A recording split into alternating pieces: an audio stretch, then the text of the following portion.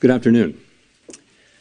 My colleagues and I remain squarely focused on achieving our dual mandate goals of maximum employment and stable prices for the benefit of the American people. While the unemployment rate remains low, it has edged up. Job gains have slowed, and downside risks to employment have risen. At the same time, inflation has risen recently and remains somewhat elevated. In support of our goals, and in light of the shift in the balance of risks, today, the Federal Open Market Committee decided to lower our policy interest rate by a 1/4 percentage point. We also decided to continue to reduce our securities holdings. I'll have more to say about monetary policy after briefly reviewing economic developments. Recent indicators suggest that growth of economic activity has moderated. GDP rose at a pace of around 1.5% in the first half of the year, down from 2.5% last year. The moderation in growth largely reflects a slowdown in consumer spending. In contrast, business investment in equipment and intangibles has picked up from last year's pace. Activity in the housing sector remains weak. In our summary of economic projections, the median participant projects GDP to rise 1.6% this year and 1.8% next year, a touch stronger than projected in June. In the labor market, the unemployment rate edged up to 4.3% in August, but remains little changed over the past year at a relatively low level. Payroll job gains have slowed significantly to a pace of just 29,000 per month over the past 3 months. A good part of the slowing likely reflects a decline in the growth of the labor force due to lower immigration and lower labor force participation. Even so, labor demand has softened, and the recent pace of job creation appears to be running below the break-even rate needed to hold the unemployment rate constant. In addition, wage growth has continued to moderate while still outpacing inflation. Overall, the marked slowing in both the supply of and demand for workers is unusual. In this less dynamic and somewhat softer labor market, the downside risks to employment appear to have risen. In our SEP, the median projection for the unemployment rate is 4.5% at the end of this year and edges down thereafter.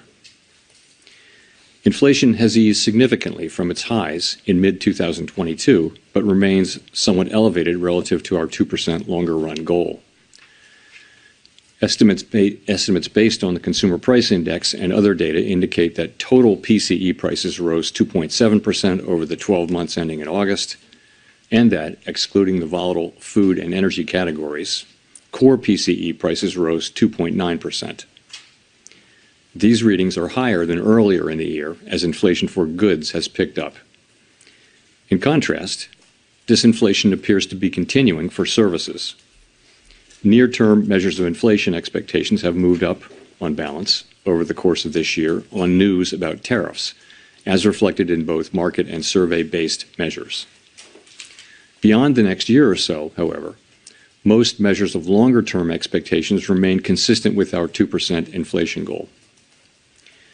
The median projection in the SEP for total PCE inflation is 3.0% this year and falls to 2.6% in 2026 and to 2.1% in 2027.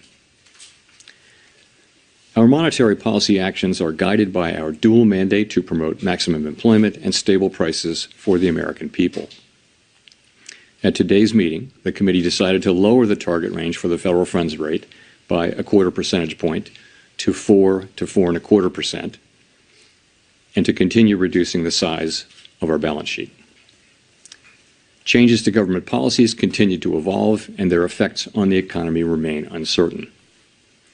Higher tariffs have begun to push up prices in some categories of goods, but their overall effects on economic activity and inflation remain to be seen. A reasonable base case is that the effects on inflation will be relatively short-lived, a one-time shift in the price level. But it is also possible that the inflationary effects could instead be more persistent, and that is a risk to be assessed and managed. Our obligation is to ensure that a one-time increase in the price level does not become an ongoing inflation problem. In the near term, risks to inflation are tilted to the upside and risks to employment to the downside. a challenging situation. When our goals are in tension like this, our framework calls for us to balance both sides of our dual mandate. With downside risks to employment having increased, the balance of risks has shifted.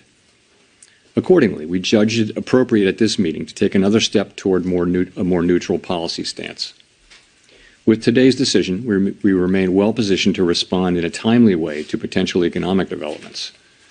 We will continue to determine the appropriate stance of monetary policy based on the incoming data, the evolving outlook, and the balance of risks.